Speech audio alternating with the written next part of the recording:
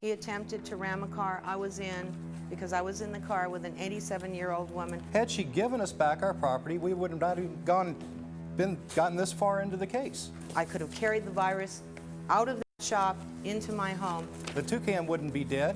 The toucan died out of stress. That's completely unreasonable. If you want to fight, I can get you boxing gloves, but we're not here for that. My first case ever with worms. Come here, Sophie. Get him, Rusty.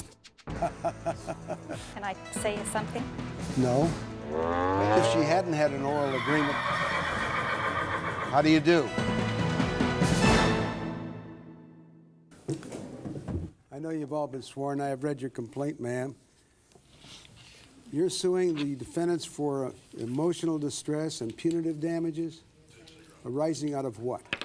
Arising out of a former problem which started back in '97 when Ms. Bulis called me. She had a shop in Santa Barbara named Tail Feathers, which she was closing. But on March 10th, she called me.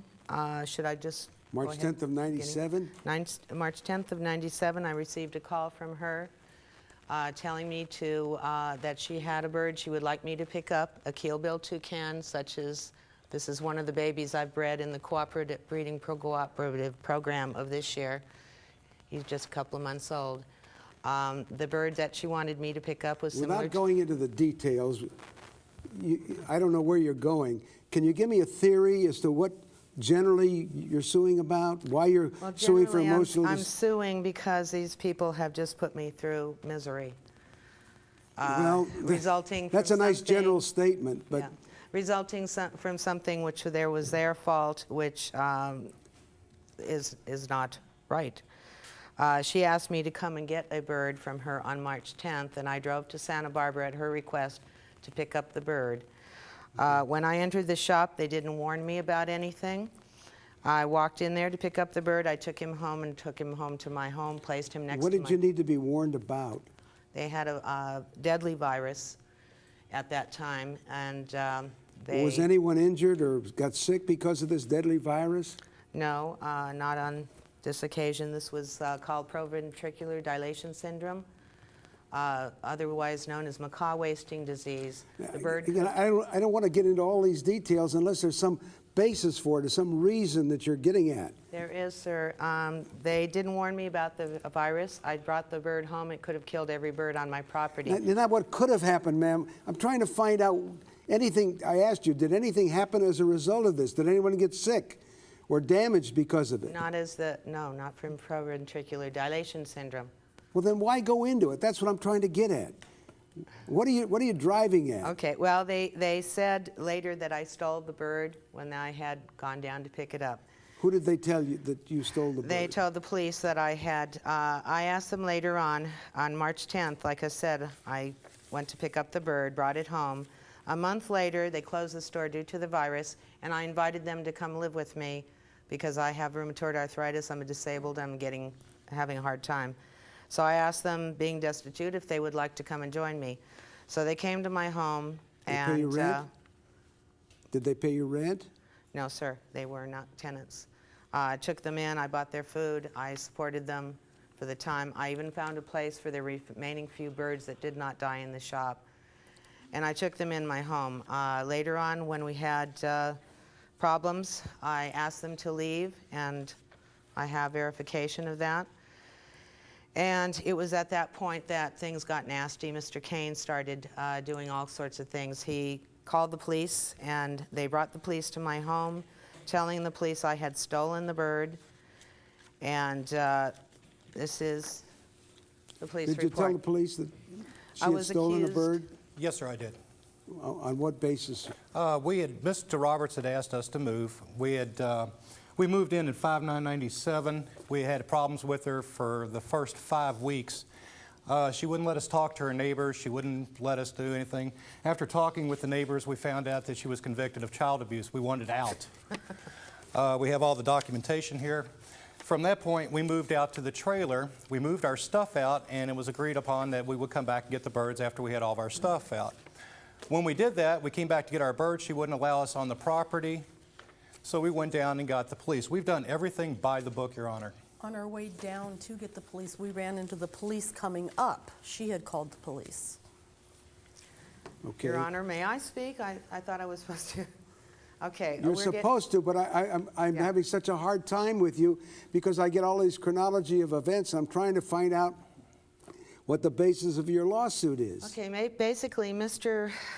Kane did the following. After I asked him to leave my home, he started, as you can hear, with accusations that he heard from neighbors, which are strictly accusations. I've never been convicted of child abuse. I've never been convicted of a lot of things that he's going to bring up. Mr. Kane is this kind of person who has caused me so much misery. He proceeded to do the following things to me. He began stalking me in my home when I kicked him out of the house, and I asked them to What do you leave. mean by stalking you? I had to get a restraining order against him, Your Honor, and I have a restraining order here. Was it a hearing, after a hearing, or an ex parte? Mr. Kane, during the various things that he tried to do, No, the restraining order, ma'am. the restraining order against Mr. Kane. Yes, was that ex parte, which means he wasn't present, or does it mean you had a hearing? I had a hearing, and the judge granted me Was a he there? restraining order. Yes, Mr. Kane came to court. Here is his restraining order. Were you there in court, Mr. Yes, Kane? sir, I was. We didn't follow her or anything. The judge, we had won 5 or 6 cases here. The judge, Mr. Roberts, sold our property. We have a judge's, It's a Superior Court judge's ruling. on what happened. Yeah, I'd like to let you read that. It states in there that Mrs. Roberts lost all credibility because she lied to us and to the judge. She also stole our cage and everything that we had there and sold it. When they asked the police to prosecute me for grand theft because I stole a bird that they had asked me to come down and pick up and given to me, and I did prove that it was given to me, here is Christine Sellers, who's a veterinarian, proof of the dates that these people first had a virus. She asked them to quarantine and advised them they had this deadly virus in February. Now, On March 10th. Let's go back. I want to stop you for a minute because this is very important to me. This is a judgment on a small claims appeal following a hearing on the merits. You apparently lost the case in small claims court, didn't you? He issued a show cause order. Ma'am, which- did you lose a case in small claims court? That was a show cause order, and It's not a apparently show I cause did. order. Yes. No, you sued in small claims court. No, I didn't sue. They sued me. You were the defendant in the small claims court Yes, case? I was, sir. You lost it, didn't you? Yes. You went to the Superior Court and you appealed. I appealed it. You had a trial de novo, new trial. Well, not actually, no. Well, you had to have. The judge signed the order. Yes, but I was not there the first time they issued the order. I asked them to move the court date, and by this time, Mr. Kane had Well, attempted... you were ordered to repay them $3,405.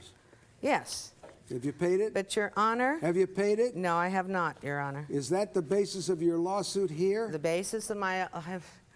I filed bankruptcy shortly after they issued that judgment. I was not present on the judgment. I was at my grandmother's funeral. They asked me to return, the judge's secretary asked me to return the birds.